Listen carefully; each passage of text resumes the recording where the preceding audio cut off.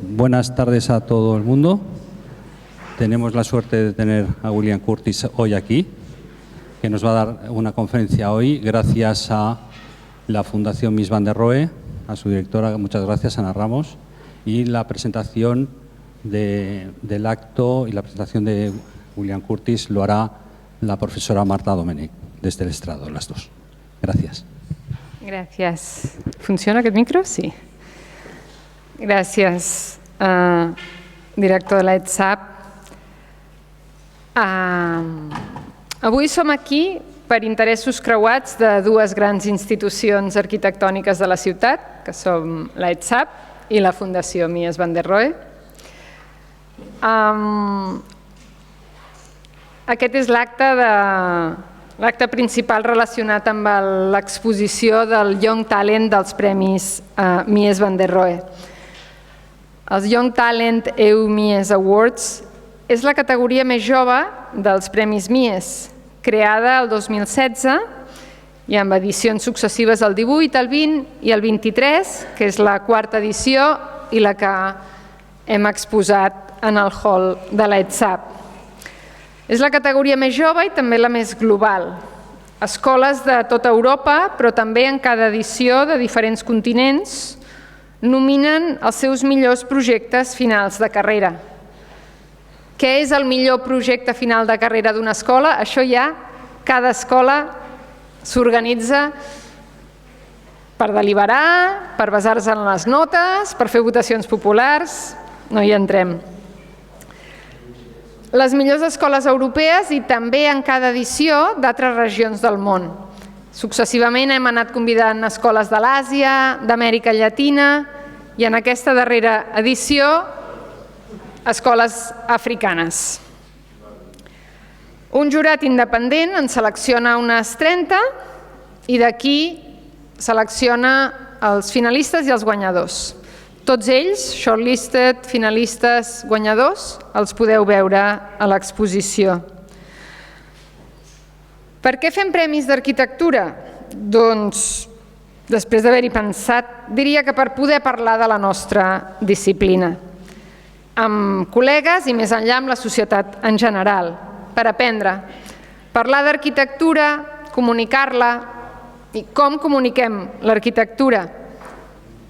Si torno al Young Talent, tenim un arxiu online on teniu 1.243 PFCs amb informació exhaustiva de cadascun d'ells per remenar, per triar, per aprendre. A l'Expo, com l'hem comunicat? Teniu els panells que els propis estudiants van preparar per presentar els seus projectes i les postals, unes postals que han seleccionat una sola imatge de cada projecte. Però com podem reduir la feina d'anys a una sola imatge? O com triem quina és la imatge que representa tots aquests anys de feina? Com comuniquem la profunditat de les moltes capes? Tenim el recurs del QR que acompanya cada imatge i que ens remet un cop més en aquell arxiu. Justament sobre la comunicació dels projectes finals de carrera, hem centrat la col·laboració que durant tota aquesta setmana la Fundació Mies està tenint amb una de les línies del màster habilitant de l'escola, gràcies als molts esforços del Xavi Llobet, a qui agraeixo el contacte inicial, i a la resta de l'escola, per descomptat. Un workshop que tota aquesta setmana condueix l'Anna Sala, que és curadora a la Fundació Mies van der Rohe i professora del Departament de Projectes d'aquesta casa.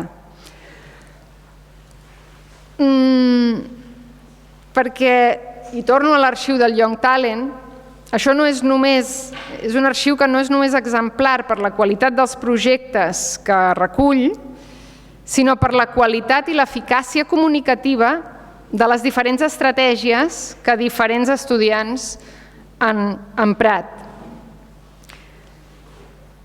El nostre recurs principal en aquest arxiu són els vídeos, per exemple, que són vídeos molt curts i que arriben pràcticament al TikTok, que és l'única possible manera de comunicació de masses avui en dia.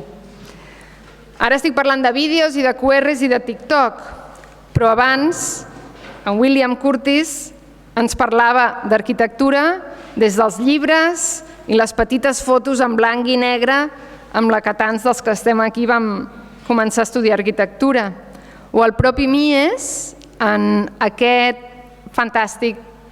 sorpresa que m'he trobat al matí a la barra del bar de l'escola, amb aquesta publicació, per dir-li alguna cosa, aquest fulletó, Breus ETSAB, que recollia una traducció al castellà d'un text del propi Mies, reflexionant i comunicant també a través de, en el seu cas, per exemple, collage a la revista G.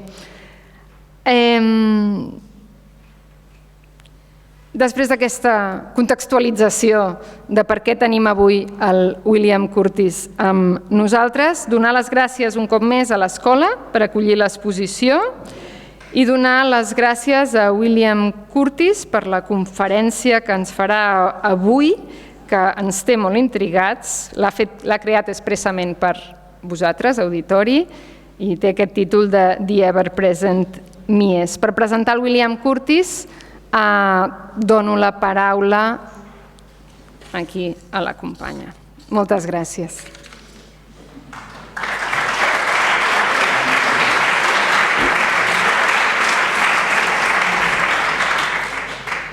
Good afternoon, dear students and members of the School of Architecture of Barcelona. It is with great pleasure that I introduce to you today one of the most eminent figures in the realm of architectural criticism, William Curtis.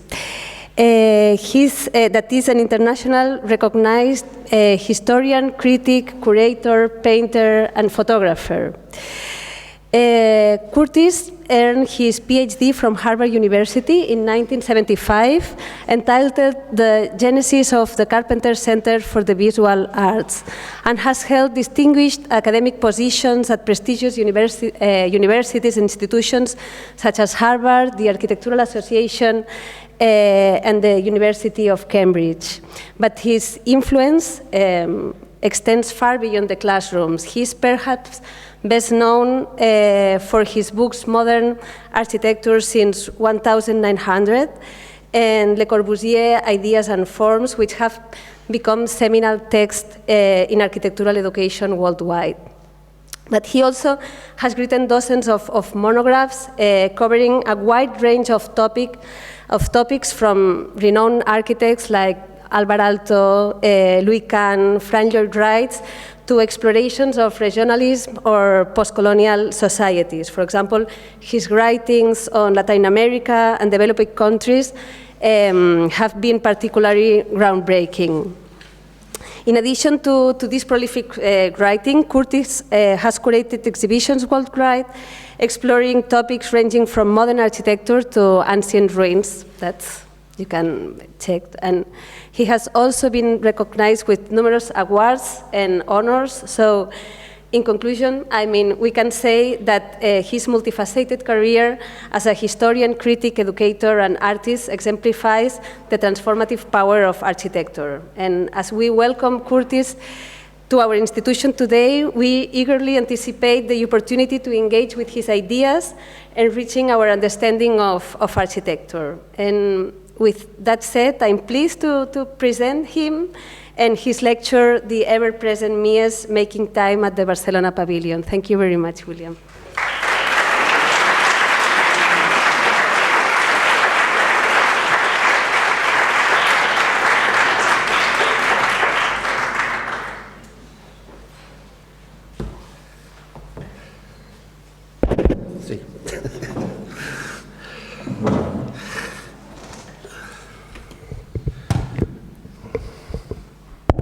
Bueno, muchas gracias por la introducción y la invitación también.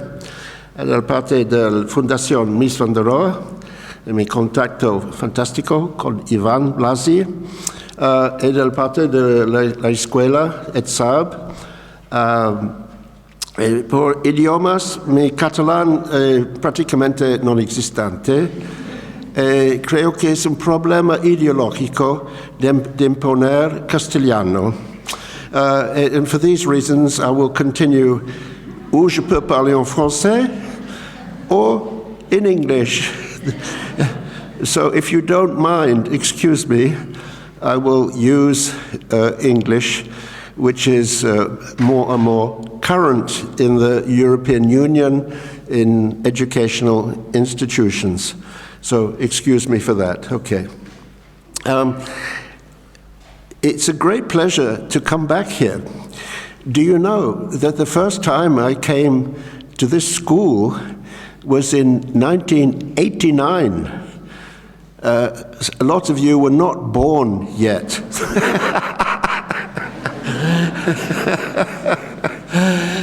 And I came to give the inaugural lesson of 89. It was a wonderful event. And then ETSAB, Madrid, said, no, we can't have that. So in 90, I did the inaugural talk in Madrid. And I should say that my connections to Spain, to Iberia, in fact, to Portugal, are enormous. The number of texts, of dialogues, of interventions, of juries, and an endless fascination I have for different regions of Spain and their architectures, not just modern, but also ancient. It's part of my life, actually. And I live in the southwest of France, north of Toulouse. And when I took the train yesterday, I thought, where's the frontier? I remember the days when you stopped and you had to change. In fact, I'll tell you even more stories about it in a moment. But, you know, it's wonderful. You just sweep down into Catalonia, through the landscapes I know very well of the Empordà, because my first contact with this part of the world was in 1964. Some of the professors were not born. And it was an incredible experience of the village of Calella de Palafrugell, which was still for pescadores, no? And it was an introduction to a part of the world which captivated the imagination of the whole family, my sisters, myself, and so on. It was the beginning of an incredible attachment, which is emotional, to places, to people, and so forth. So it's a great pleasure to come back, and thank you for the invitation. But I wanted to give some sort of a token, a symbol. So I have here the book Abstracción y Luz, Abstraction and Light, Dibujos, Pinturas, Fotografías, William J. Curtis, an exhibition I had in the Palace of Carlos V in the Alhambra in 2015, which is my visual universe, and I'm presenting this to the school for your library, and afterwards I'll inscribe it. So it's just a symbol of this exchange. But maybe it's a reminder that in my approach to architecture, the direct experience is very important. When I write texts, I never write texts about buildings I haven't seen, or very rarely. In all the years that I collaborated with El Croquis, you know some of those volumes, the order was always the same thing. I say, William, will you write about X? And I said, I don't know. I don't want to write about X, I want to write about their buildings, okay? If the buildings speak to me, yes, we can go further. If not, there's nothing to say. And this was always the way it was, a very close analysis and reflection on works of architecture. And then only later, maybe an entrevista or discussion or whatever. And this to me is almost an act of faith, including in dealing with historical works. It's also an attitude towards education, because there are many components to an architectural education. We all know that. But at the center, there is something I call architectural knowledge. And architectural knowledge is not theory, it's not mathematics, it's not writing, it's a certain understanding of making spaces and putting them together to create this thing called architecture. It is the world of what I call architectural ideas. And architectural ideas are intangible, fleeting, but then they're concretized in a work of architecture. And for me, there's nothing better than to go with students and spend 3 hours going through a wonderful work, reacting. Why is this? What's this? What's going on? And this morning, justamente, we all had the experience, it was a wonderful group of your faculty, of going to the Casa Ugalde. For me, it's the second time to the Casa Ugalde. I went the first time 15 years ago. Now, people were transformed by this. We all were. This is a great work of architecture. Why? How? It's the experience of those spaces, the relation to the horizon, the transparencies, the inside, outsides. It's a dream, the construction of a dream, of a myth about the Mediterranean, about landscape, but carried out with complete skill, modest materials, but a high level of intelligence and intuition. So therefore, a great object lesson in a period of many technological means and much stupidity. So, this to me was also a question of critical evaluation. I never hesitate to say the job of the critic is to talk about excellence. And there's a lot of critics who are, no, you have to get back to the problem of the masterpiece. Oh, the canonical work, oh, stop, not interested. Just fabulous architecture. So this brings us around to all the ambiguities of approaching, once again, Mies in the Barcelona Pavilion. And why is it an ambiguity? Well, for the obvious reason that we don't really know what the original building was like. We know photographs, we know descriptions, we know the construction of historiography, of legends almost, and then we know the incredible skill and dedication that went into the recreation of the Barcelona Pavilion in 1986 by Ignacio de Silva Morales, who I remember, Christian Cerici, and Fernando Ramos. It was an act of courage to do that, incredible. But what is the result? What are we looking at when we look at that thing? It's moving, we're very happy it's there. And of course the cynics will say, nah, it's not Mies, you can't say that, blah, blah, blah. Well, it is and it isn't Mies. And I had a reflection that may shock you a little bit, I don't know. But last week was Holy Week. And in Holy Week, I always read the New Testament, the Gospels. I have a Catholic formation, but I'm not a practicing Catholic at all. But I believe in these great texts. I'm interested in them. You have to say, who wrote those texts? They were written after the evangelists had died. We don't know what veracity there is. But they are a sort of transcription, clearly, of things that happened. But then you build a whole church on top of it. Now that's an interesting parallel, because the Barcelona Pavilion we see when we go is like one of those Gospels. It's sort of, well, yes, maybe not. It has a certain truth, but out of that come strings of inspirations, observations, rejections, on top of the ones which were there in relation to the photographs. As a historian, of course, was always interested in Mies. So let me start off by talking about my interest in Mies. Of course, never know how to use these things. All right, is this? No? Which one is? Central button there. Oh, it's the central one.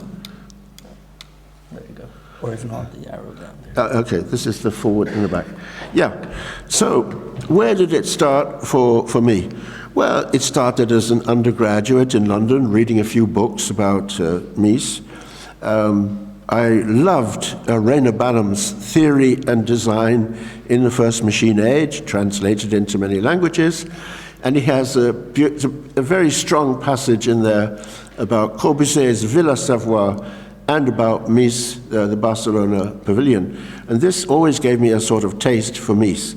Then I went to the United States to study, and the first stop was to go from Boston to New York. So the first building I saw was the Seagram building, which is a very strong building, which I nonetheless have certain doubts about. But then in the winter, I went to California and discovered Wright and Schindler and Neutra. And then in the spring of '71, went to Chicago for 10 days, non-stop, looking at Sullivan, Wright, everything. And I saw for the first time Lakeshore Apartments. I had just acquired a Nikon camera with my dollars, which I saved up. And among the photographs I took is this one here, which is April '71. And we used it on the cover of the first edition of Modern Architecture since 1900. Well, I happen to like the photograph. I happen to think the photograph says something about Mies's abstraction. It says a lot about his attitude towards American steel, but it says something also about his attitude to nature, abstraction. And I was very happy to use it in a period where postmodernism was coming along. And I said, no, we don't have to bother with that. Let's go for the deep works of modern architecture.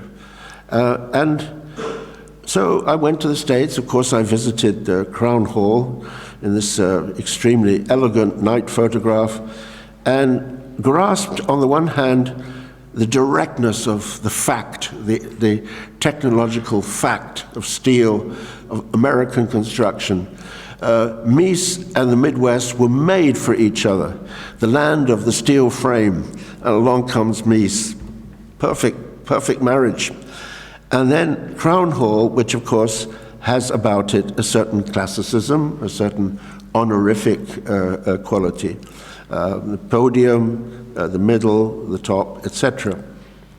It doesn't make a very good school of architecture, but that's just a detail. Anyway, so Seagram. Well, it's an extraordinary work, of course. And immediately I could see, let's call it the honorific side of Mies, that he could take a company headquarters and ennoble it through material, proportion, and so forth. The plazas with marble and water, etc., took the language of the Barcelona Pavilion and turned it into the corporate language of America. The risk in all this, and this is an important part of influence, is the passage from the original work into the cliché. Part of the success of Mies is also the failure. Because as we all know, the neo-Miesians, the academic Miesians, and then just plain construction carried on with the same language but without the intensity and the poetic aspect of Mies. I happen to think that this building, compared with Lakeshore, is less interesting. Why? Because when you get to a certain size, you can't just go on repeating a small element. Somehow there's a missing middle scale for me in this particular building, but that's okay, Mies, we'll forgive you for this. Okay, so then we come to the subject of this talk, the Barcelona Pavilion. And I'm going to move back and forth between different images taken at different times and try and evoke, on the one hand, to me, the qualities of this building and of this idea, the difficulties of interpretation, which I think a lot of us know about, but then come on to another subject. There has been an awful lot published about written reactions to the Barcelona Pavilion. There was the study in '75 of Bonta on the different texts constructed around the Barcelona Pavilion, demonstrating, among other things, that in 1929-30, not all the international reviews thought it was so great. They said, oh, well, there's some kind of pavilion by Mies van der Rohe. Gradually, it became canonized, we could say, in the Gospels of modern architecture, including, one that I humbly wrote myself in '82, and then elaborated still further in 96, with the text becoming even longer and reacting to the experience of the, reconstructed version. So there are all these problems of interpretation of the word in relation to the thing. But I'm interested in something else, which is architectural interpretations of architecture. In other words, the problem of influence. Now, I think the word influence is wrong. It gives the impression of flowing from A to B like this. No, the relation between the receiver and the transmitter is much more complex. It's reciprocal. Why do people allow themselves to be influenced by something? One, because they think it's strong or beautiful, but also because they think it's relevant to the problems they're trying to solve. In the late 90s, I wrote a text about Le Corbusier, who's an obsession of mine, and it was called Le Corbusier, as a mirror and as a lens, no? Espejo e un lupo, no? A magnifying glass.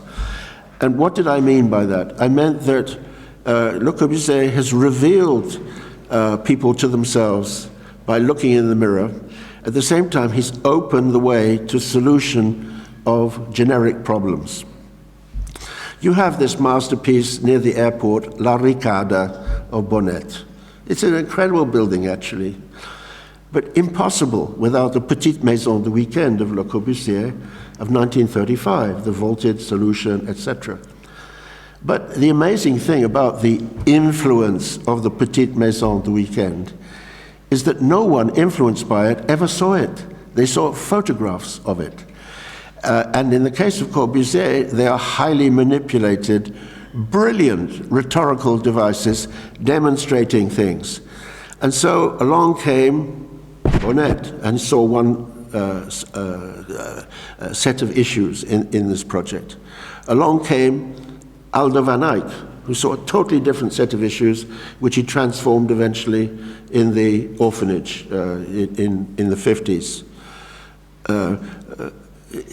In other words, the same prototype is read in different ways. Now, the photographs that were made in 1929 of Barcelona Pavilion were not under the command of Mies van der Rohe. They were not, in other words, promotional. They were recording the building, but they were beautiful photographs, and they had a strong impact on people. But why? Because Mies seemed to bring the answer to a lot of issues at once, not just visual, conceptual, technological, and so on. So there are certain works which we could call seminal. The word seminal means they give a seed. They are the paradigmatic works of a period because they draw together the contradictions of a time in a forceful statement, and everybody says, aha, this is the way forward. And that was one of the things that happened with this. It also happened with the Villa Savoie of Corbusier and with a handful of other buildings.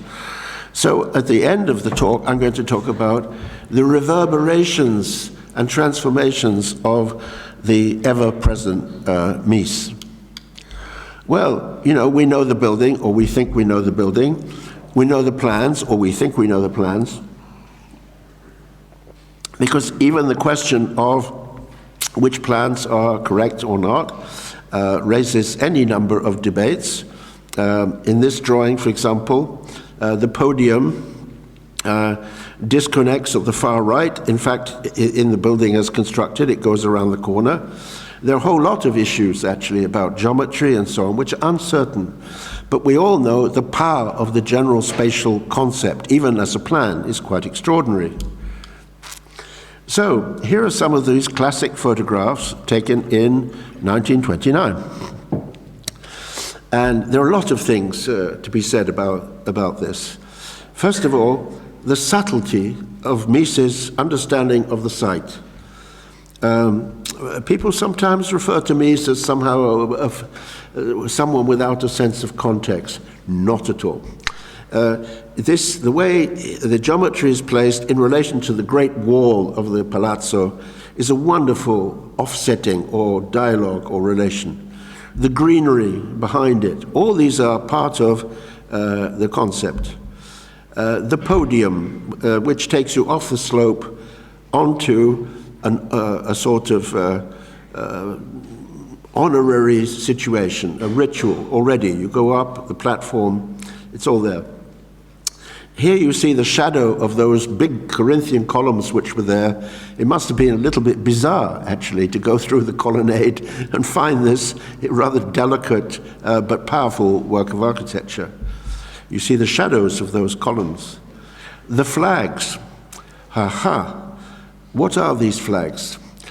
Now, this is something which has only rather recently been investigated in any scholarly sense by Dietrich Neumann, who's a colleague of mine who I never met, but we exchange ideas and letters. And he points out that there are two flags. One is the Weimar Republic on the right, and the other is the former national flag of the, let's say, traditionalist Germany. And in this photograph, there's not even mention of Alemannia. That comes a little bit later. So there's ambiguity about what this was really doing. And the more we investigate that history, we discover that actually the German government was very hesitant to be involved in it. It was Schnitzler, who was the, let's say, impresario behind the whole thing, who not only gave a lot of money, but also gave a beautiful text about how this is supposed to represent the new Germany of transparency, clarity, modernity, and so forth. You see how complex it is, the creation of a building. Whoops. I have to go back. How do I go back? The arrow? On the keyboard. Oh, on the keyboard. Sí, por favor. Gracias. Okay, so here are these fascinating photographs of the original situation, where you can see this rather silent building surrounded by visual noise of all kinds. And it was part of an international fair, you know, it was a thing. But what it was also was a kind of reception area for the King and Queen of Spain. It was a Repräsentation Raum, a representation space. And that was one of the things that Mies understood to perfection. How do you ennoble a space just enough, but not too much? And there are these wonderful photographs of everybody in their formal attire. This is also one of those original photos with the flowers there. I wonder if it was not photoshopped at the time, whether not some background noise removed. It looks like, to me, a black and white photograph that's had retouching a little, I don't know. But, you know, what was the impact of these images? What did people see in 1929? What were their prejudices? Well, you know, the new architecture was developing quickly along several tracks. And for Mies to do this in Germany, the land of the new objectivity, the neue Sachlichkeit, was like a heresy. You know, he's gone nuts. He's doing monumentality. He's doing rich materials. This is, you know, the German left were very troubled by Mies in a lot of ways. On the other hand, there was a tradition coming from the Deutsche Werkbund and so forth of creating modern works related to modern technique with a strong abstraction of classical values from Behrens and so on. There's a lot of things behind this for it to happen at the time. At the same time, it was an absorption, obviously, of a lot of spatial ideas from modern abstract painting, and the power of the work comes precisely from the fact that it could pull so many contradictory things together in a single statement. That's the role of art, is to do that. But once you've done that, that releases a new DNA for everybody. Those who want to be classical and modern, look at this. Those who want to do materiality, look at this. Those who want to be abstract, look at this. Look and you shall find. And then these extraordinary photographs. The Kolbe statue of Dawn, which introduces the body in space, introduces an ambiguity of scale too, and then the furniture, designed with Lily Reich, of course, who was his partner in all these designs, with allusions to antiquity, ancient Roman thrones and things of the kind. So in this building, they established a language of regality, of elegance, something sumptuous but restrained. That's Mies.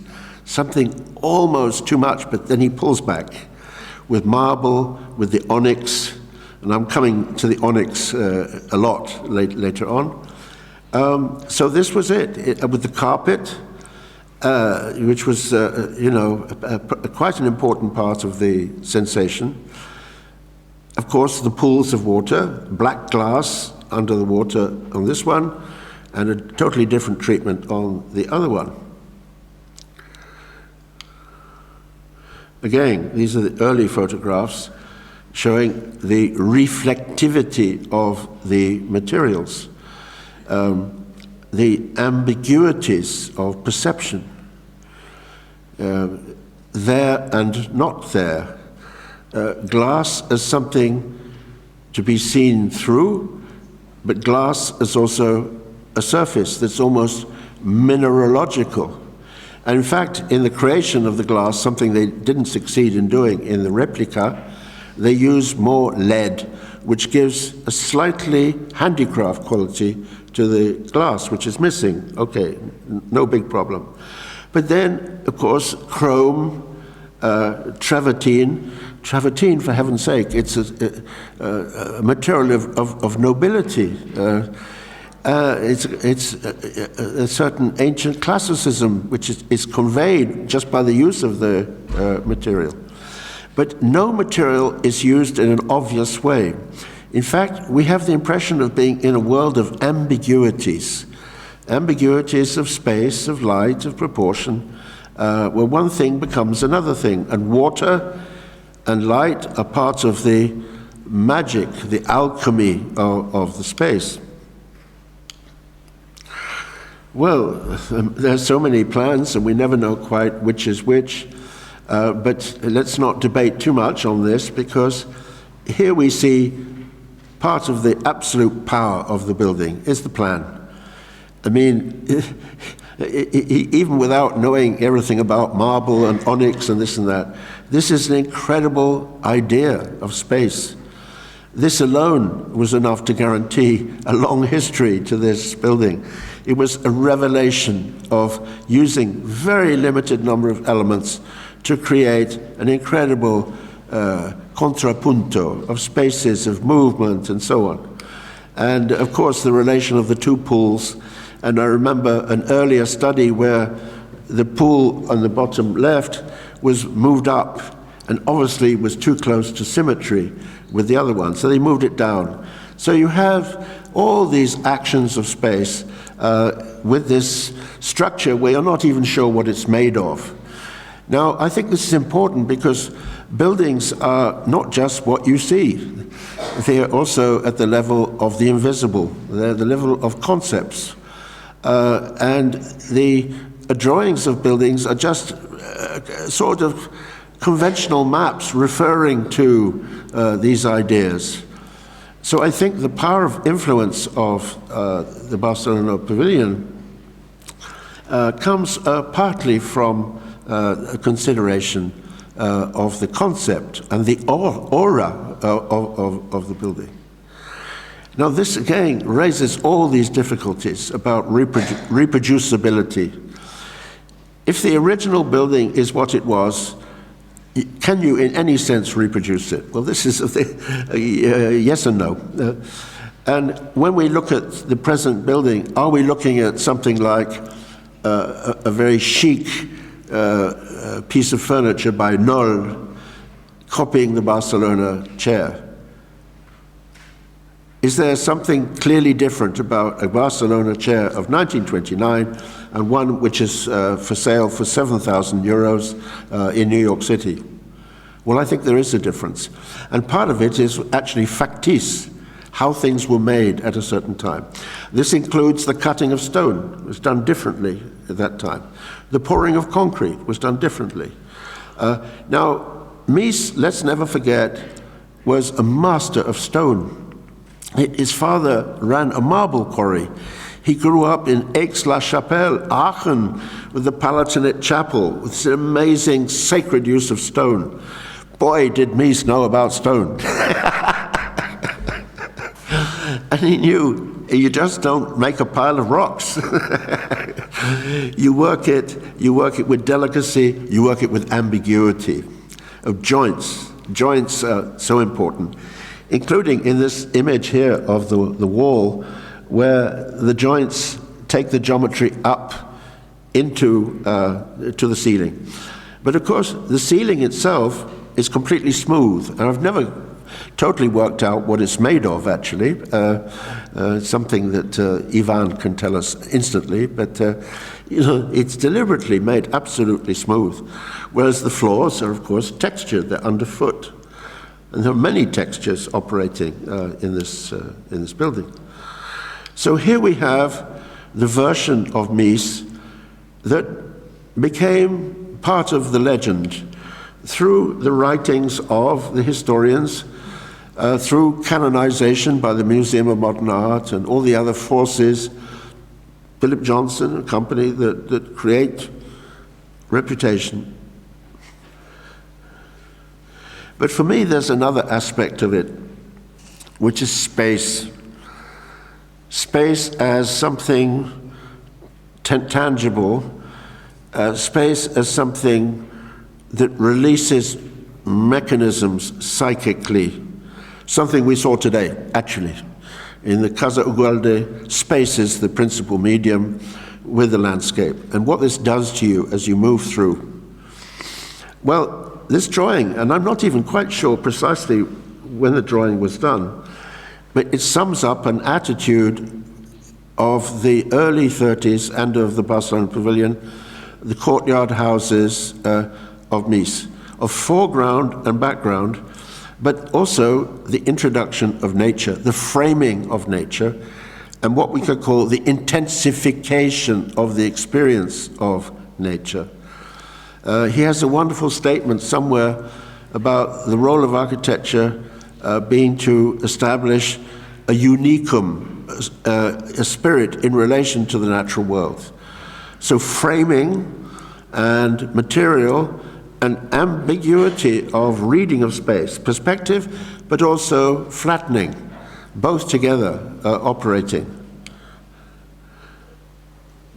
Well, it's sort of there, but without quite the same poetry as the drawing.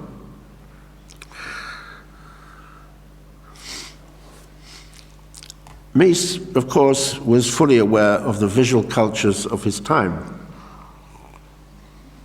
of the role of neoplasticism, of the work of the Russian abstract artists, the suprematists, Molinari, of Lisitsky and company, the culture of the Bauhaus, and the extraordinary playful spaces of Paul Klee, which are themselves enigmas of ambiguity. And I think these are just almost second nature concepts in his visual thinking when he does the Barcelona Pavilion. And here are photographs which to me talk about this relation of inside and outside, and the presence always of vegetation. Always, there's something going on with landscape or landscaping. So, back to the problem of the reconstruction. Here it is again, a very acceptable, beautiful photograph. And there's so many things I could go on and on about forever here, but among them, look at the detail of the stone, the thinness of the stone. He's telling you that this is an assemblage of plaques of stone. It's not a solid monolith. Remember, he's coming from another culture, which is of revestimento, is stone as something applied, as walls as not necessarily obvious supporting elements, but as things which are put together with coating, with connection. You know, I mean, these are things which were almost second nature to architects of his generation, and especially to an architect who had this background from home in stone cutting and masonry. Now, I remember we live in a beautiful house which we've redone in the southwest of France. We work with carpenters, with masons. And at a particular moment, we had a stone ledge of granite. And the person working it was marvelous. And we said, can you just polish it once? Yes. Can you polish it twice? Yes. What happens if you polish it 3 times? Well, it becomes reflective. I said, don't do it. Now, Mies knew all about that. How far do you go when you're milling a piece of stone? And part of the beauty of the lapidary, excuse the word, sensibility of the Barcelona Pavilion is the extent to which he will go towards polish and the extent to which he'll maintain texture. And of course, in the ground materials of the platform, there's a rougher aspect to the travertine. In the walls, it's worked once more. It's slightly more delicate. It's slightly smoother. So the rough and the smooth, and then glass as an intermediary between the two. And then finally, the play of light and water and reflection and chrome and all the other things going on. I mean, it's such a feast for the eyes. And not just the eyes, I mean physically as well. And yet, underneath it is the strength of a great concept. Well, here it is without the big columns. And in some ways, it feels a bit naked without the big columns. In other ways, it's a relief. And this magnificent handling of the horizontal, I mean, you know, it gives my, you know, what we say, gives my nerves, it puts them on edge, seeing that horizontality. And remember the time for people to see that, the cantilever, the floating elements, extraordinary. The site plan, where greenery was very important, as it was also in the reconstruction. What trees, why, how does this spatial arrangement go with the slope behind from the Marqués de Comillas to the platform in front and the slope? With today, this sense almost of infinity when you look across the vast plaza. And then, you know, the question of paving. You can have a plan like this, which is very naked, which shows the principal points of structure, but no grid of paving. Well, the grid of paving was very important in measuring the harmony of the whole building. Again, inside, outside, and now with paving, and even here we're not 100% sure of the accuracy of these drawings. So I have to say, Ignacy Solarales and your team, it was an incredible act of courage to do this. And of course they had support necessary, financing eventually, although there had been several abortive attempts to reconstruct it. And I sometimes wonder about the motives. I never only met Ignacy Solomaranes twice. But why at this time? Was this almost a kind of innocent, oh, well, you know, let's show that we had some, you know, great building from the 20s, and now that we're more and more international city, we should show that? Or was there a political side to this in some way? The regeneration of modernism, which would be a complete fiction, because some of the best modern architecture in Spain was formed in the 50s and 60s, excuse me, but international writers were always creating the great myth. Now that Spain is democratic, it can be truly modern. Por favor. Museum of Modern Art, which specializes in cheap fictions, excuse me, when they did that show On Site, you know, with Terence Riley, was all full of intellectual garbage of that kind.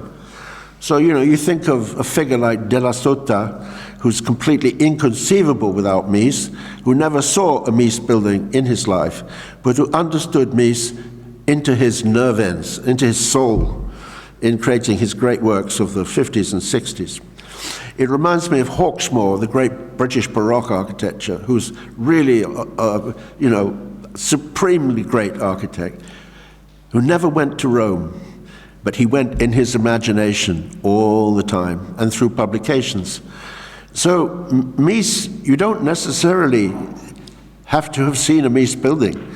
You can read about him, you can see photos, but you can conceive what's going on. And someone as penetrating as De La Sota understood the essence of Mies, but he understood it in his own way, which is the spiritualization of technology.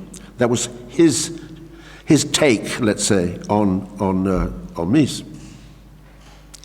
Okay, so, you know, we have the reconstruction, the wonderful columns, the cruciform columns, conceived as a detail which goes in all directions, goes with the idea of the space. We have the onyx wall. It's a very distorted photograph. The onyx wall, it was so extraordinary. The research, looking for the right quarry in Algeria or Morocco, wherever it was, I think in Algeria, and establishing something they hoped was similar, but how do they know what color the original one was, actually, beyond it being onyx? I don't know. Perhaps there were written descriptions. There were no colored photographs, for sure. And this huge stone, Ivan was telling me, was brought not to the port of Barcelona, but to Marseille, because there were strikes, or I don't know what. It was brought on a truck to Barcelona, and then milled and cut. Well, maybe it's a little bit too bold, a little bit too, a bit vulgar, a little bit too strident. Maybe it's not restrained enough. No, shut up, William, stop, be nice. Well, something a little bit, maybe not all right about the onyx. Well, the incredible, sorry, bad drawing, but you know, the ingenuity of the cruciform columns, and then the construction shot without William Curtis in it. I love the poster. All my family approve of the poster. Oh, Papa, you're always in your own lectures. Stop it, it's enough. But it's a really good one. And, you know, I'm wearing my beret. I look like a fisherman from the seaport of Barcelona in 1929. And, you know, it's great. It's lovely. I love the poster. But I love this photograph because it's the nitty-gritty of construction. And Mies really knew how to put buildings together.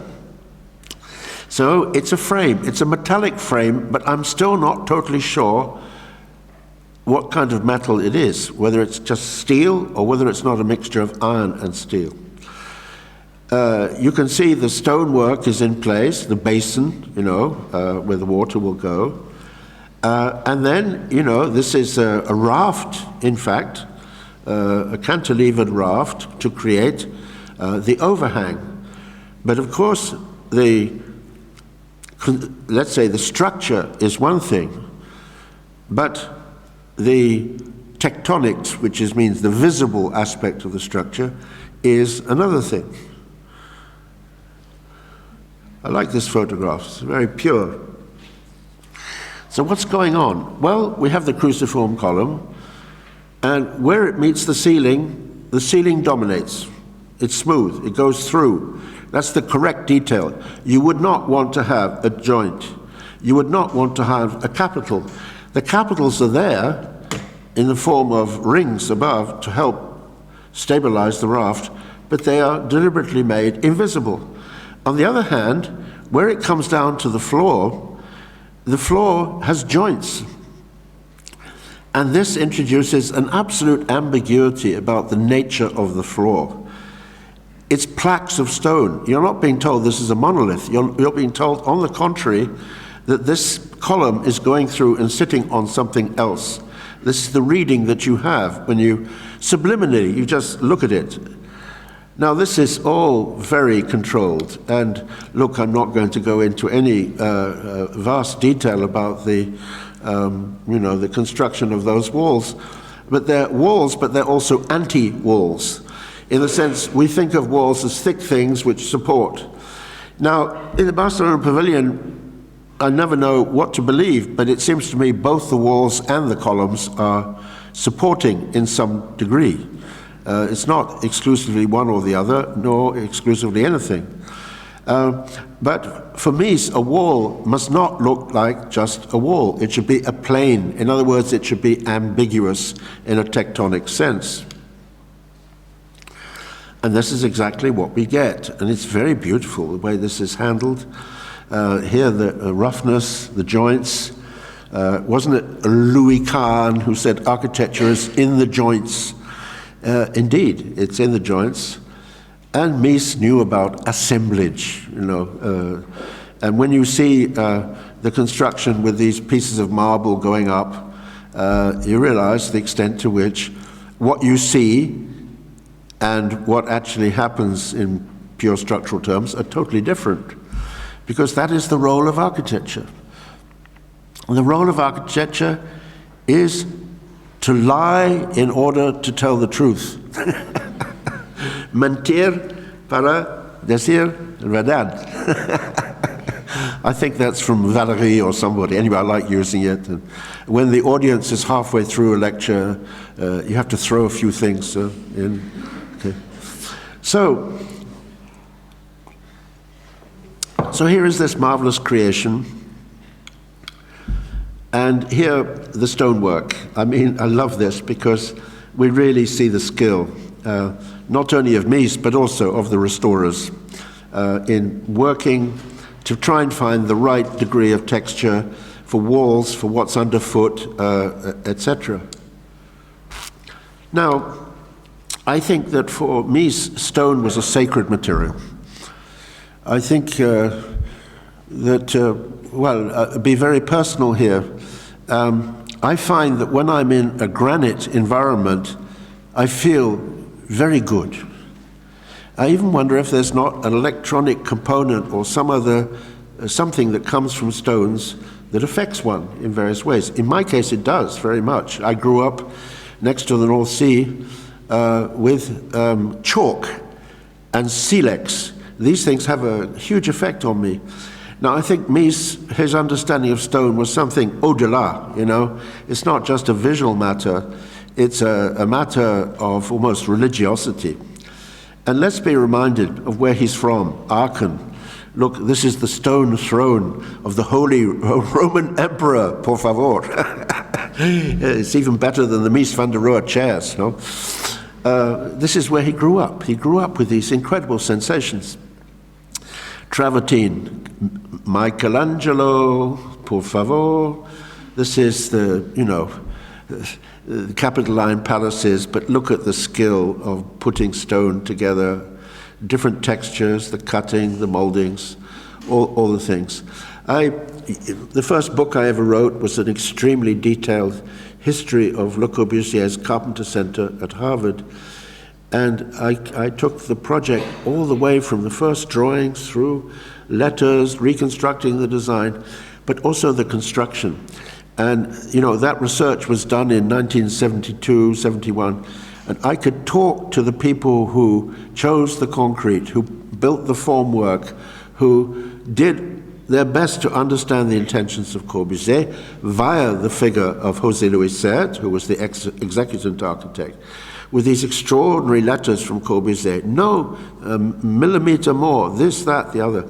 And I remember saying to my old professor, Edward Seckler, I said, imagine, Edward, if we had the letters between Michelangelo and the people who cut the stones in the quarries, the people who constructed the apses of St. Peter's, if we could have that, the discussion of texture, of light, of all the things that make great architecture. So, perhaps such letters exist. For me, so I've never investigated it, but this is someone for whom materiality, to use the fashionable term, was central to architecture. But so was immateriality. Immateriality because of modern technology and because of glass. Now, for me, glass was not just something to look through. It's to look through and look at. Its ambiguity of perception. It's a great photograph which reveals that. There was a book published in Germany in 1928, I think, by Arthur Kohn, Glass in Architecture, where he talks about glass in transparency, glass in reflectivity, all the things. Now, glass to the generation of Mies was not just, to make some windows or something. It was a metaphysical matter of transparency. Remember the whole atmosphere of post-war, Bruno Taut, Glass Architecture. It was utopian in a certain way, glass, a new society. But with Mies, there's never one story. There's many stories. And I think this is a great, great photograph because it reveals all the ambiguities of reflection. And we have to imagine the movement of the light with the water, the reflection of the greenery. It's a great photograph to evoke an intention, a quality that Mies has. The glass Friedrichstrasse skyscraper, never built, unfortunately, of 1922, or 7 years before Barcelona Pavilion. This great drawing, which is in the archives of Museum of Modern Art, with Conte crayon. And for him, the skyscraper is not just a business building, it's a utopian symbol of some kind in a project like this. It's coming out of German Expressionism, partly. So Mies holds together different wings of Germanic and international architectural culture and brings them together in a single work. That's also why it had a huge impact.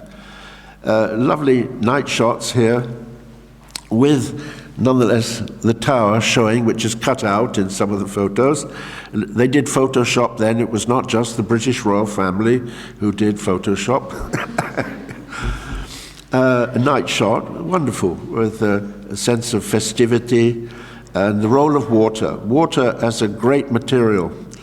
I'm obsessed with water. When I had my exhibition in the Alhambra, it was also with a whole dossier of my own photographs, Abstraction de Luz, water as something which touches the soul, water that moves us, water that's life, water that creates reflection, depth, all the things it can do. Well, Mies knew about water in the same way he knew about stone or glass. He knew about light the same way he knew about space. So, this rather dry diagram is a diagram of immensely rich intentions. And, it comes out of his own researches into space, the brick villa, this great project of 23, isn't it? Never built, but as a diagram or an idea of space, inside, outside, extension. coming, of course, out of partly de Stijl. This is Van Duisberg. Complexity of space, relation perhaps to Rietveld, but Rietveld looks so self-conscious and assembled compared with what is achieved by Mies in the Barcelona Pavilion. Memories of Wrightian space, and in my opinion, always on some level Schinkel. The informal Schinkel, the Schinkel of villas of Potsdam.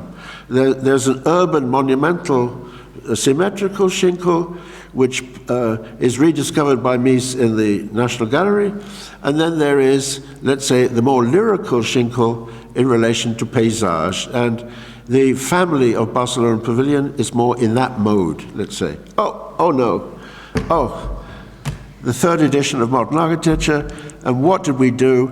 We used a Miesian plan, we changed it a bit, I'm sorry, and I love it. When the designer first, I said, look, you have to think about a really good cover, but I'm sending you the drawing by Mies just to get you going on dynamics. He's a wonderful designer. He said, what do you mean? This is it? I said, what do you think? You can do that? Yeah, you'll see. I love it.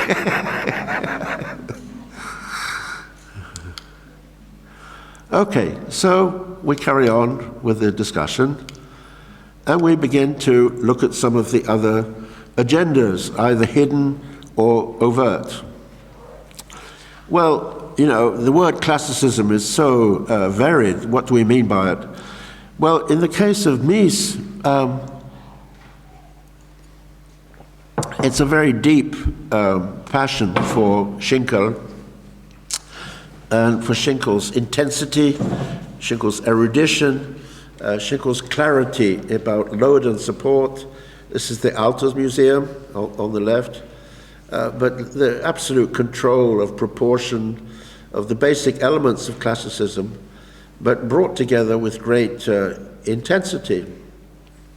Or a section there examining, you know, the elements of the classical language. Oops. Well, there's a fantastic statement by Aux Enfants, you know, the painter who was the friend of Corbusier. And he says somewhere, I think in the book on modern art, at the heart of every radical new movement, there is a core of classicism. It's wonderful. That sums up Corbusier, but in a certain way, it touches Mies as well. A great innovator, fantastic, his engagement with steel, with space, with the new society, and yet there's a yearning to go back to the core values of architecture, the essence of architecture, perceived through the great Greek works, for example, but also through the mythology, let's say, of origins from the late 18th century. This is Logier, the primitive hut. I'm not saying that he builds primitive huts, but I'm saying that there is something about his abstraction of classicism in the Barcelona Pavilion, a pavilion after all, which is going back to what he thinks are the beginnings of architecture. And then, modern technology, the frame and the cantilever. Now, this is a concrete building project by Corbusier. It's the domino skeleton of 1914, presented in a drawing of 1927, with, of course, all the implications of the free plan, the cantilever. This is a shared, let's say, origin form, a basic seed for a whole generation of architects. And I'm going to go sideways for a moment into the world of Corbusier before coming back for the finale. Villa Savoie, same year, 1929, a distillation of so many ideas, of so many myths of modernity, and at the same time of classicism. And the Promenade Architecturale, a very different attitude to material, of actually plaster and paint, rather problematic in the long run, because at least the Barcelona Pavilion just needs washing occasionally, but it's something that resists time. With these dreamlike images presenting the good life, the utopia of the new architecture. Always with a doctrine, the light, space, greenery, the villa, rethought, whoops. These spaces is one of my own photographs. This also, and of course coming out of a different lineage of painting, purism, which is very different from Die Style, very different from the Russians, a different ancestry than that of Mies van der Rohe. Yet painting being one of the keys to the architecture. There's always a programmatic interest in architectural demonstration or grammar with Corbusier, the free plan, etc. This is a building that works on many, many levels, from being a manifesto of the new way of life to, in its way, being a kind of temple, a processional route, a landscape building, and so forth. And the essence of the free plan is this, a grid with curved partitions. Now, I find it very interesting to put together the plans of Savoie on the left, almost exactly the same date to the month, and this drawing, which I suppose is the right one, of 1928 or 9, because here we have two different morphologies of modern space. Corbusier, who uses the grid and the procession to thread you through a series of sculpted events, positive and negative, and Mies, who draws you through, it's very balletic, a movement of a lateral approach and then a zigzag of spaces through a labyrinth of reflections and interactions of material. And even the attitude to structure, Corbusier, the pilotis is a pure cylinder. It's also an ideological element of the new architecture and the new planning, the city lifted up. There's no attempt at posing urbanistically or anything of the kind with Mies. He's giving you a very beautiful object. He's not trying to overload it with an ideological charge, the way that Corbusier tends to do. So back again. And now we come to the last part of the talk, which is what I said at the beginning, Mies van der Rohe as a mirror and as a lens. As someone who reveals possibilities to people, they find themselves by bouncing off Mies. At the same time, he opens the way to investigations which have begun by him, are carried on by others. Well, it seems to me the reverberations of Mies are vast. If we just talked about skyscrapers, that would be enough. If we talked about private houses, it might be enough, starting with the extraordinary domestic ideas of Mies, the Tagenhout House in Brno, the courtyard houses in Chicago, etc. But this pavilion, this purity, and this actually a certain attitude to nature. Now, I think that the abstraction of Mies has something to do with this idea of the spirit of nature. And when I did the third edition of Modern Architecture, I changed the middle part of the book a great deal, and there's a whole chapter about Wright, Corbusier, and Mies and nature in the 1930s. All three very different conceptions of nature.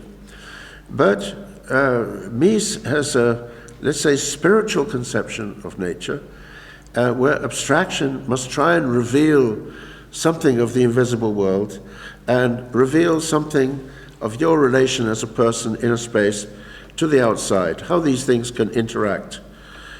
Now, there are many, many roads to Niemeyer. It would be absurd to say Niemeyer is straight out of Mies. Yes, it would be absurd. But could Niemeyer have been what he was without Mies? I mean, of course, we know he was heavily influenced by Corbusier. But when he does the house in Canoas, which is 1951, there's a dose of everybody. There's a dose of Corbusier, there's a dose of Alto, and there's a little bit, well, let's say 31.6% of, 29% of Mies. This extraordinary plan, which is a development of the free plan, nothing to do with Mies about that. But in other respects, the floating horizontal, the supports, and so on, there are resonances. It's very interesting looking at this plan, having spent the morning with Codert in the Casa Ugalde, and Casa Ugalde comes out of so many of the same things, because I could go on forever about the impact of the Villa Marea of Alto as a parent building, also known only through photographs in the war years. People didn't visit it, so they developed their own myth of the organicism, let's say, of Alto. Okay, let's go to Mexico. ¿Por qué no? The Bebedero, marvelous, dreamlike space by Luis Barragan. Barragan, again, has many sources in painting, in vernacular. There's Corbusier, of course. But could he do plans like that without Mies? In fact, probably without the plans of the Barcelona Pavilion. He takes the partition wall, which makes a dream space, actually, with the reflections in the Barcelona Pavilion, and turns it into a metaphysics of his own. This is Los Clubes, the stables, which are extraordinary, but I think inconceivable without the presence somewhere in the imagination of Barragan of Mies. I particularly like this photograph for another reason. On the left is my dear friend Teodoro González de León, who died 6 years ago. He was a great Mexican architect who worked with Corbusier as a young man in the late 40s. And we're looking at it, and you see he's meditating on it. And then he turned to me and he said, "William?" "Sí, Teodoro." "Bueno, es un poco teatral, no? A bit theatrical." Okay, yeah, but it's a wonderful theater. But so is the Barcelona Pavilion, un poco teatral. And it was supposed to be.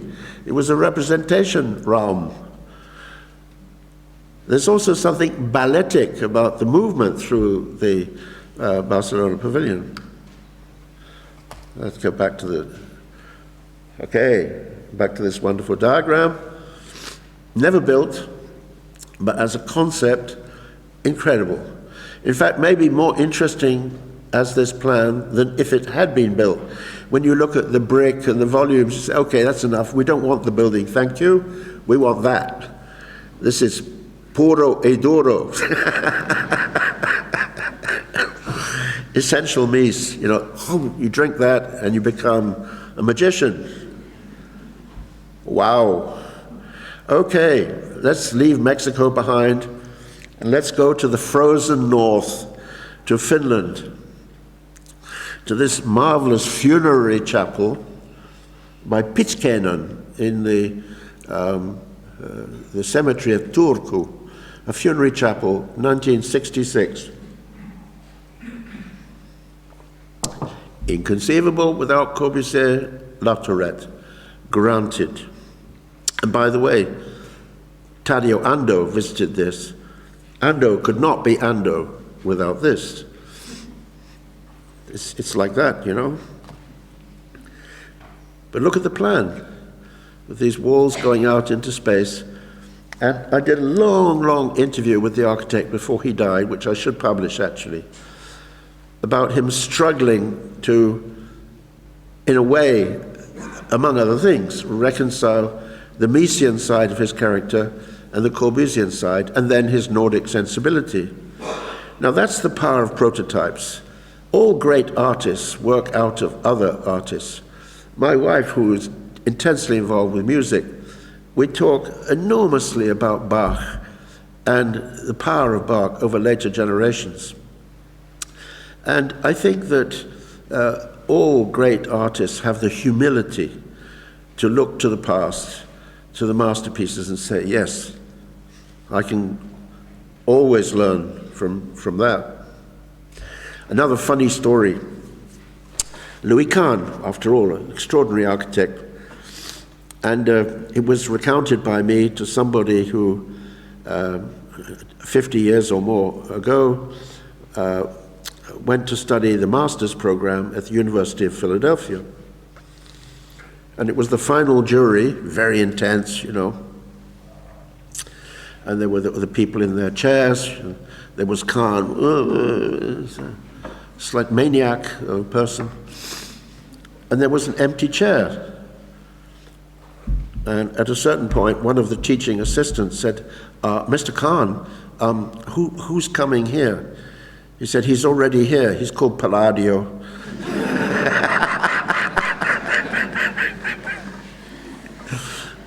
Okay.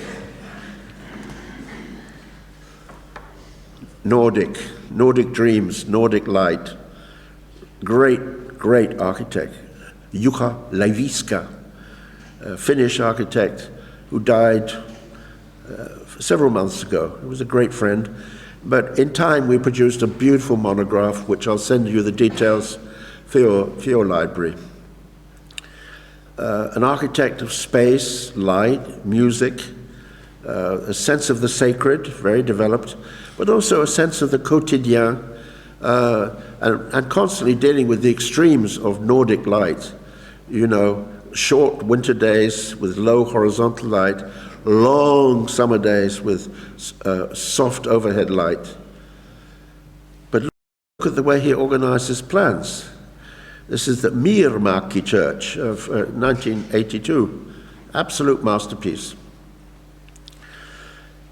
Now, he was of a generation that inherited Aalto. Aalto was too much in a way, you know. They had to break away. And he came also from another side to modern architecture. And his first great inspirations were the Bavarian Baroque, 18th century. And he actually, this is a true story, he had a dream where he synthesized the Miesian brick villa plan with the complexity of space and light of the Bavarian Baroque. He said, I woke up and I had to write it down immediately. Did I really think that? And he did, in a dream. He thought that. He said that was the beginning. So you have the pressure of incredible Baroque spaces, but disciplined and intensified through modern abstraction. Thank you, Mies. Impossible without Mies. Okay, let's come closer to home. Tarragona, for example. Don Alejandro, another great friend.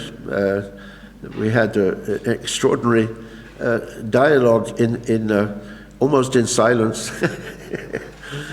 But the Gobierno Civil, which is an amazing work, but among the many things it does is put together several constructional systems. It's actually a banal construction system of concrete and brick, like the hotels on the Costa Brava of the 60s, and yet with a revêtement of stone, and then the steel elements in front, which give the impression that it's a steel frame building, but it's not. It just has these extra supports. But they give the thing an honorific character. Even the bench is very important, actually, as a gesture, of civic gesture. And for me, and for him, actually, we did talk about Mies, almost nothing, about the desire to produce an architecture almost without show, almost without the sense of the art, but it happening quietly to you. including through space and light. Now, the Maravillas Gymnasium is not Miesian in an obvious sense, and yet it's the spirit of Mies, as are several of the industrial buildings by Alejandro de la Sota on the campus of the University of Madrid. Now, students of his had enough of Mies. They told me, oh my God, Don Alejandro, Mies, Mies, Mies, Mies. And years ago, I had the honor of doing the Mies van der Rohe lectures in IIT, you know, the Mecca of Mies. Well, it was too much. I mean, they were training them to do brick drawings and steel, and I thought, look, I won't say anything, but this is what we call the letter of the text, but not the spirit. This is the opposite. This is the spirit of Mies, not making imitation Mies. On the other hand, that language of steel and brick of the 60s in Spain, and the way it was handled with such intensity and delicacy by De La Sota, was his answer to the early buildings at IIT, which he'd never seen, just pictures of them. So for him, Mies was a kind of hovering myth of an architect to constantly think about. But he never saw the buildings. He knew them through photographs. Okay, I've never been to Farnsworth, but it's another, you could say, exemplar buildings. I won't say it's an exemplary buildings because there's so many problems with it. But as an idea, it's obviously a seminal idea. Here it is, the Pavilion lifted up, because there's also flooding there. And then the American Mies, the Resort project, never built, in Wyoming, where the frame, the steel frame, is used to intensify the view. It's almost a filmic or cinematic attitude towards nature. Let's go to Olot. Very early work by Aranda Pigem Vilalta, the Mirador house. And of course it's almost a homage to Mies, but with their extraordinary capacity to generate a physical relationship between you, close, and the landscape, by dropping the floor slightly, by your relation to the panorama. But the language, to begin with, is very Miesian, and that's just the beginning of a continuing research, transformed through these marvelous blobs. And then, the work with voids, multiple transparencies in plastic in this case. This is the marquee for marriages at the Les Cols, the restaurant in Olot. And here we're standing together discussing one of my paintings. I had an informal exhibition in there. They look really good in there, I have to say. But there's something about all of this with the transparencies, the artificial used to intensify the natural. A modern technology of agriculture in this case used to create almost a metaphysics of ambiguity of space. Japan. And the analogies between the frame, the steel frame, and the traditional wooden frames of Japanese architecture, which takes us gradually towards the project which you, I think, masterminded, which was installations of different kinds in the Barcelona Pavilion, and in this case, Sana. And I was fascinated by this. I've seen it only in books, because what they did is actually put a Corbusian free plan inside Mies, but made it out of jelly or something. And it's a marvelous, hypnotic, amusing, but very, it makes you think. Now, Sana, who are very enigmatic people, Seijima, You'll never know what she's thinking. Okay. Never know. You'll just get a smile. That's all. Okay, fine. Sorry. C'est déjà ça. Not all architects are as nice. Well, I'll tell you a story. You know, I have many connections to India, especially Ahmedabad. And the last time, you know, where Corbusier's marvelous buildings are, Khan and so on, and Charles Correa and Doshi, and among the masterpieces of Corbusier is the Mill Owners Association building, the one with the ramp. You go up and you move through, and there's the free plan ricocheting you like a flipper table, boink, boink, boink, up to the space at the top, which explodes with light coming in. And I think it was 2014 or 15, the last time I was there. And there was a congress, and afterwards, let's go back to the mill owners. It's such a joy. And we went to the mill owners, and we noticed there were 2 Japanese people studying intensely everything about that free plan, doing some drawings. I said, you know who that is? That's Sejima and her partner. And what are they doing? They're studying Corbusier's free plan once again. And then they do this. So I love it, you know, suddenly introducing this other taxonomy into the free plan. Anyway, so, you know, this is just a shorthand for what could be a much longer discussion about the readings and rereadings of an enigma. And in fact, I sometimes wonder if it's not precisely because we don't know more about it, that into that zone of ignorance is a vacuum which attracts so many interpretations. Maybe that's the whole beauty of the situation, is that we don't know precisely the way it was.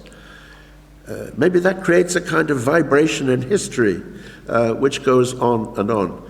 And actually, each generation comes to the same things and reads them in a different way because they're trying to answer another question, a mirror and a lens. Carme, I told you, Ivan, Carme Pijem, when you had the event for them in the Pavilion, we talked on the phone. She said, oh, William, it was like being a student again. When I walked into that building, she said, I was blown away by this space. I've lived with it ever since. That's it. That's architecture.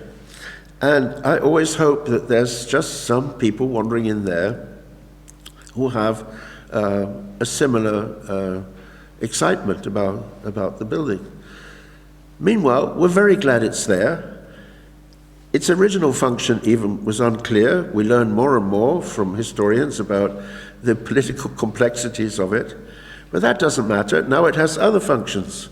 The Fundación, education, enjoyment. Yes, tourism. Why not? Architectural tourism. And maybe there's the importance of accident. Do you know that some of the best buildings I ever discovered in my writings on architecture were discovered by accident? In 1978, I was in Denmark, and on a Saturday afternoon was driving with family out to the west of Copenhagen, and we suddenly saw this incredible grey apparition, a church. I said, stop.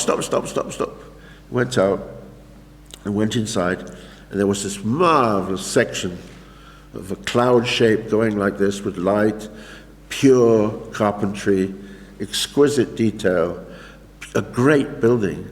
And I said to Catherine, I said, my God, this section reminds me of the Sydney Opera House. Maybe this is done by a very good follower of Johan Utzon. Can you imagine? Yeah. It's a seriously great building. And then on the way out, we saw this building was designed by Johan Utzon. Okay. Excuse me. It's the church at Bagsværd.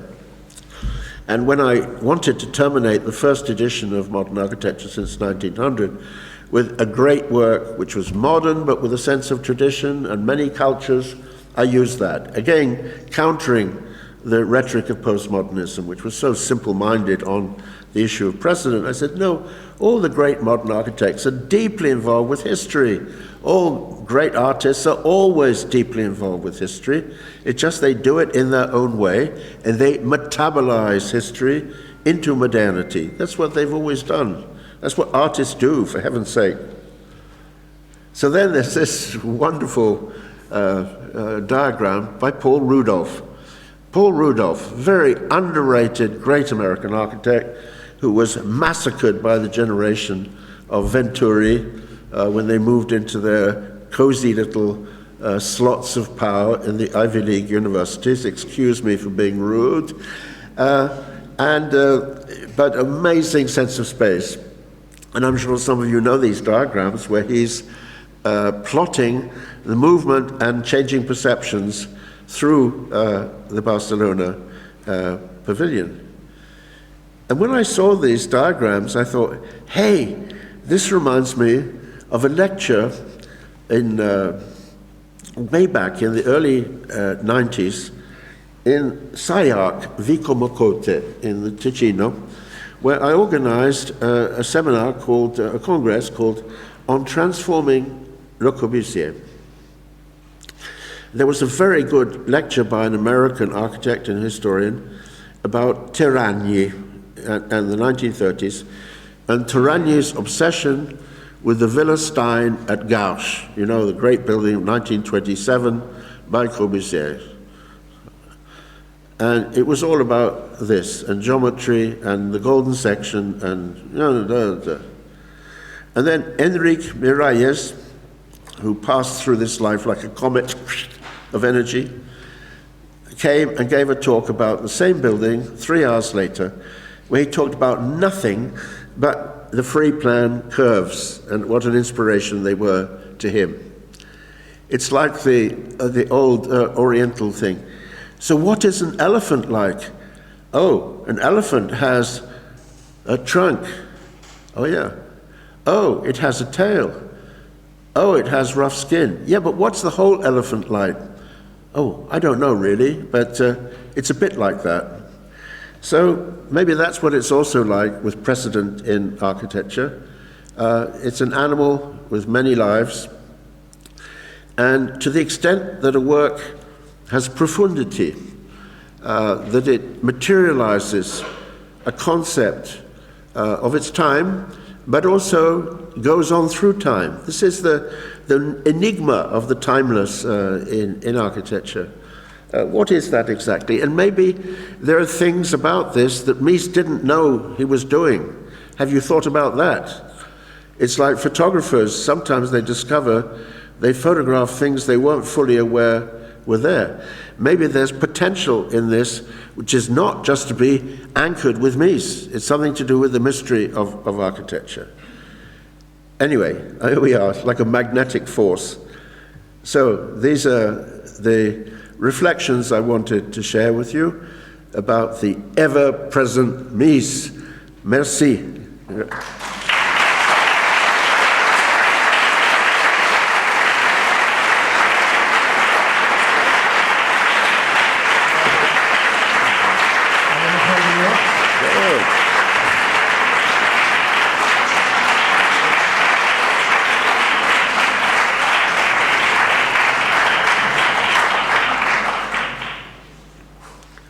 Thank you very much, William. I'm trying to know how it works. Is it working here? Okay, perfect. Yes.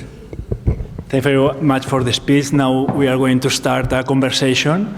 We want that you make your questions or make your opinions or commentaries about the lecture and the presence of Mies around the times. Sure, let's put the lights on, huh?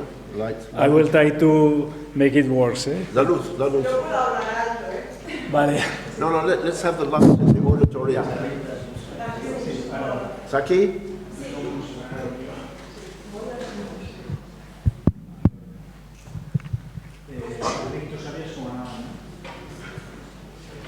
One of these. Hello, good night. Sí. What a wonderful... Oh, perdón. Ah, que quiere la luz. Sí, pero espera que no se me... Okay, yes, see. Hi, hello. Very nice to meet you. Thank you very much for like a wonderful talk about Mies. I'm going to tell you, I was for 5 years assistant of Robert Venturi and Denise Scott Brown in New York. And since I heard you at the beginning of the lecture, and now again at the end of the lecture, talk about postmodernism in a not very nice light, I make my case always to come and talk about postmodernism, to have a dialogue. I respect your position a lot, but in regarding of the Pavilion Mies van der Rohe, who was rebuilt in 1986, and you were asking why then, why it came at that time, the truth is like it was a time of a postmodern sensibility. A time of? Sorry, of a postmodern, now it's better, I'm sorry. It was a time of a postmodern sensibility, and this thing you said of looking to the past, that's what they were doing. They were not doing looking at like modern architecture, which it was already kind of the past. I think you're incredibly right about that abstraction and spirituality. I think that's what got lost with the early modern movement a lot, or can get lost with everything. And I just want to say that, to me, I've done this the same with Benjamin Buchloh, also from Harvard, talking about Andy Warhol in New York. And I just want to say that I feel like there's also another time that you, because of your personal history and your education as Mies, like Le Corbusier and everything, but I really think there's an evolution, not a revolution as they did, but I think postmodernism was really an evolution. And me, I'm like from 1979, I feel a total postmodern baby. After working for them, I cannot understand the present times without postmodernism. I love modernism, I love those guys, but I think today, 1924, we're not only in modernism until today. I think there were other things happening, and I always, when I call these postmodernism deniers, excuse me, but I always make my case to talk in a positive light, because the architecture that's being done by my generation today is looking as much as Mies and them as Venturi and Sterling and all these other people. And that's why I always make my case to say that in open lectures. But I adore your presentation. It was magnificent. Thank you very much. I could add something about that. I don't know if you agree or not. I think that there are probably modern movement was a thesis, no, for our times, I believe. And probably it had lots of good things, good ideas, good spaces, but there were some lacks, probably in city planning, other cases, no? And probably postmodernism has been the antithesis, no? And probably, who knows if nowadays we have a kind of synthesis of both, no? The postmodernism and the modernism. I'm not sure, but could be a new position, no? To join the best ideas of both and to renounce to the worst ideas of both. No? I want to say something. Somebody wants to say something more?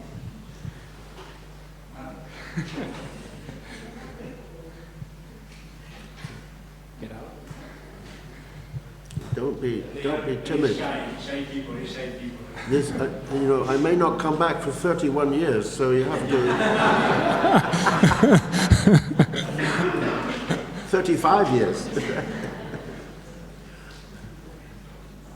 Okay, another idea is that there are two pavilions, no? The two originals, two copies. We have nowadays a second one. This is as a companion, no, for us. Yeah, it's the mystery. Where is it? And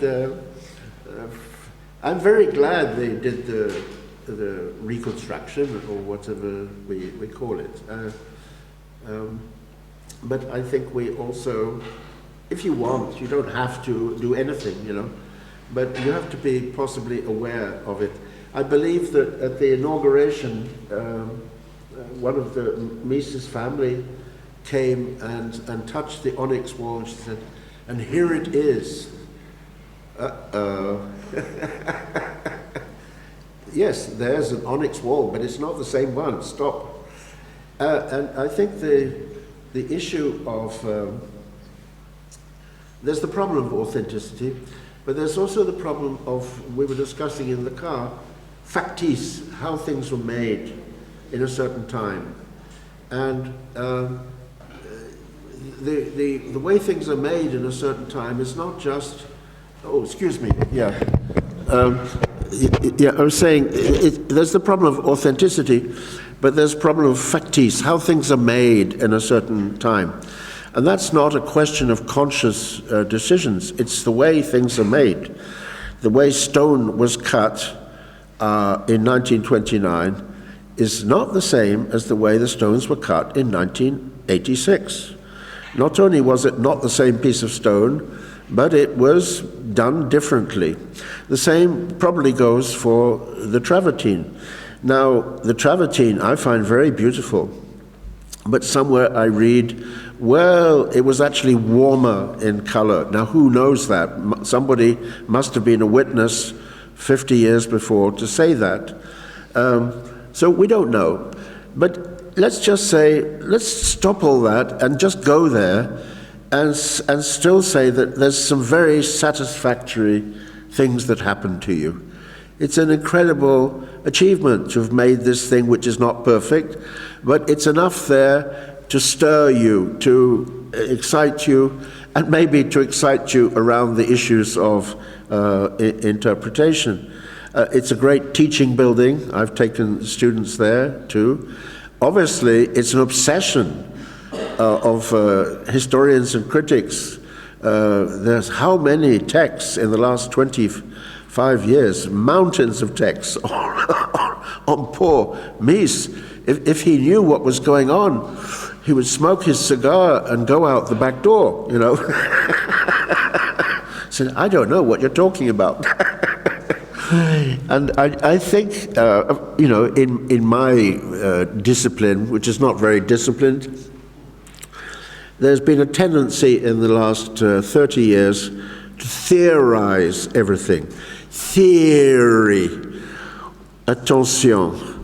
It means that people use historical issues to carry out their obsessions with theory.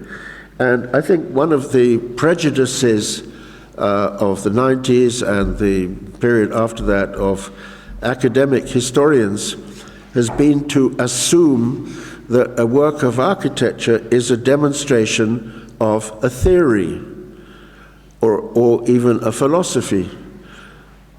And so they rush around saying, oh, Mies, look, he read this book and he's interested in this Catholic philosopher, and there's this and there's that.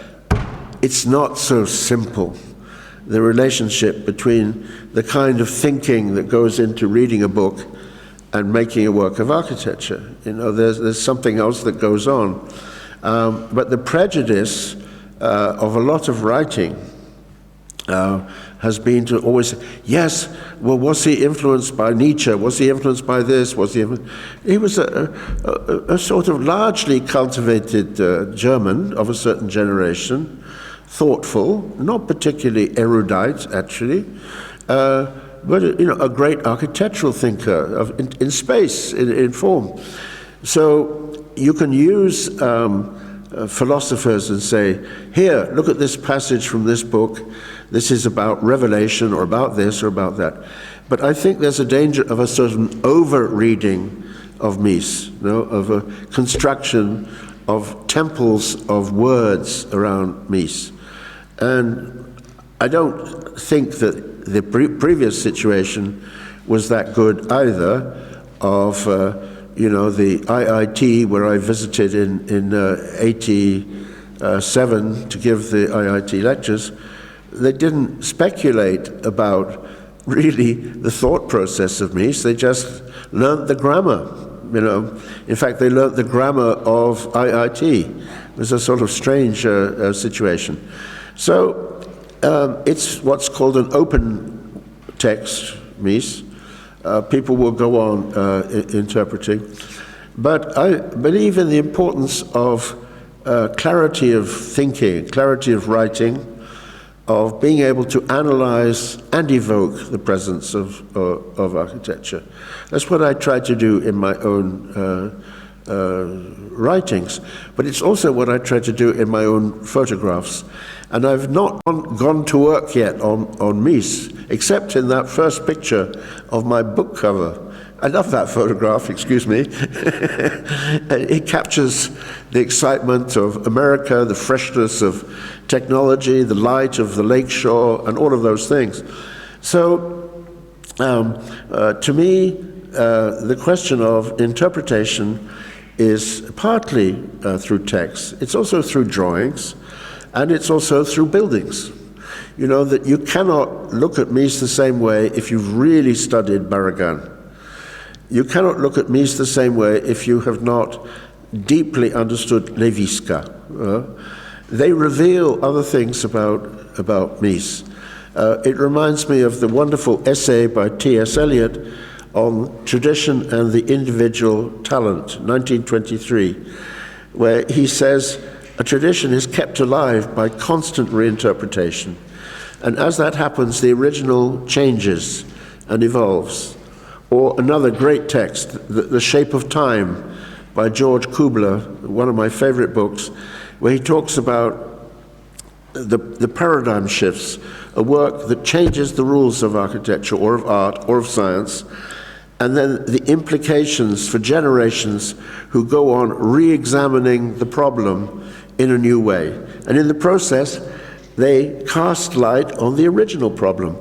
So I think it's like that, this dynamism of interpretation, and it will go on for a long time with Mies and probably with the Barcelona Pavilion. We all remember the period when Venturi said, oh, less is not more, less is a bore.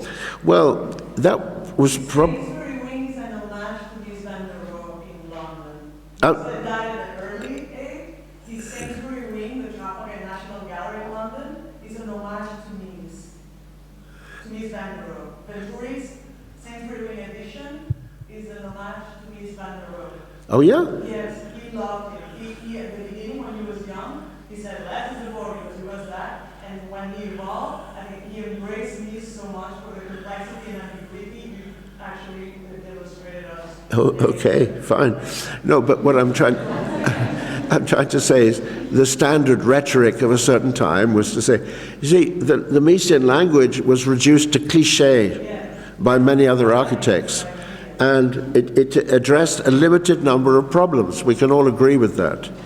And there was a feeling that there were not enough issues to do with urban context and so on. But even that, I said, well, wait a minute. You look at Seagram. Seagram is a brilliant response to the Rackets Club by McKim, Eden White opposite. It's a brilliant relation, you know. Lake Shore, it's a brilliant relation to the curve in the lake. The Pavilion, Barcelona Pavilion is a brilliant dynamic interrelation with the setting, the axis of the exhibition, and a whole lot of other issues, the way he handles the movement and so forth. So what I wanted to say is that a certain period wanted a more overt use of the past for semiological reasons or whatever of communication. So Mies was put on the back burner. But then he's drawn back in again around a totally different set of ideological components to do with abstraction, materiality, and themes of that kind, minimalism. Suddenly he becomes a proto-minimalist, because that's what people are trying to do. Now, I think there's a difference between these fashion shifts and a deep change of understanding by individual architects, which is another order, another level, actually. But this is all part of the opinion structure around architecture. It exists, you know, these are real questions. So, in that way, the Barcelona Pavilion is liable to have other readings in the future. We don't even know what they are for the moment. But the other question is whether you do anything more to the building, like the planting. this must be a debate about whether you put lilies in the pond, or whether you have greenery climbing up it. I mean, these are small things, but they're real questions, actually, about what was intended for the building. Personally, I prefer the water without anything. Just my own feeling about it. So, so Mies, is going to go on being transformed. I could take you to Australia and show you the impact of Mies on domestic architecture in the 50s, or to Denmark. The meeting in Denmark of a Miesian aesthetic with the Danish vernacular, such as you find in the Louisiana Museum of Modern Art by Jürgen Boe, with his planes and this and that. Impossible without Mies, but a wonderful domestication of Mies towards a quieter Danish culture of architecture. And then Mies in Japan, something else happens, So the strength, and may I say, the universality potential within Mies is what guarantees it to go on. The moment that breaks, it's just a moment of history, but it's not showing any signs of stopping. We have another word, if you... Yes. Another. Nacho López. Por favor. Thank you very much for the lecture. It's been really, really inspiring. In a moment, and I will try to properly quote. I will try to properly quote you. You talk about Mies and De La Sota as people that were sharing a certain spiritualization of technology, and I love that statement because we, as you know, we are very involved here with the idea of technology. But how you think we can deal with this? With the situation right now where almost everything is possible in terms of technology, how we can get spiritualized, or how we can achieve this condition now in this moment where almost everything is possible. Probably you can say that. I haven't fully understood the question. If you could resume it. No, por favor, just in a few words. He said that you compare De La Sota with Mies in terms to spiritualize, to get the spirit of the technology to create architecture in space, and how it is possible to do it nowadays with all the conditions. Well, let me say this. You see, one of the things that intrigues me about De La Sota is, again, we have to take away history, that when he did the Maravillas, it's the first time a steel building like that had been done in Spain. Steel was something else. So for him to do that at that time was revolutionary in terms of structure. But he never was content with just structure. He's making a continuum of space, of light, of gravity, of so many other things. Now, it's impossible to reconstruct the state of technology of Spain of 1961. When you look at those pictures of Maravillas with the old cars going by and so on, and you think of the way buildings were being built, this was an extraordinary thing. Now it looks retrograde. It looks, oh, look at this charming old automobile, with this steel.